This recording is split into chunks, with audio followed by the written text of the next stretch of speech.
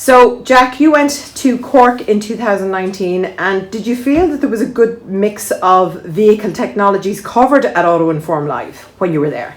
Yeah, most definitely. There was stuff for everyone there. You would want to go with a plan in your head though, and make sure what you want to get out of it, plan before you go, because you can go there and there's so much stuff on and so much variety, you'd be like a headless chicken wondering what to choose. But most definitely the courses that are the seminars that I said are brilliant, and you can apply them back in your garage then on everyday jobs. Exactly. And do you think then that looking at the groups, the individual groups, and making sure that those sessions within each group, that they apply to kind of the work you're doing in your garage, or if you want to maybe, grow in your garage, that you might be looking to do other work, and that might be covered in some groups? Yeah, of course.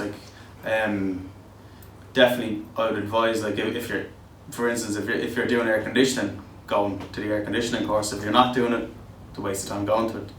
Yeah. So you really need to, as you said, do your research before you go booking the course.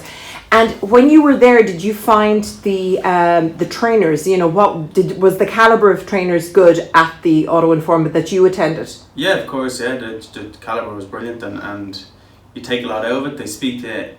I found a lot of them spoke to you in layman's terms. They weren't confusing you with big words and stuff like that. So yeah, definitely, caliber trainers are very good, and again, you can take a lot of the stuff back to the workshop. Great stuff. Sorry, I didn't mean to interrupt you there. So you are going back, and would you feel that it is important to keep attending training like this to keep upskilling your knowledge?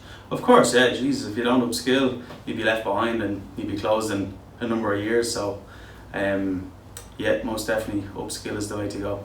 Great stuff. Well, look, we look forward to seeing you there, and thanks a million for your time. No problem, anytime. Cheers.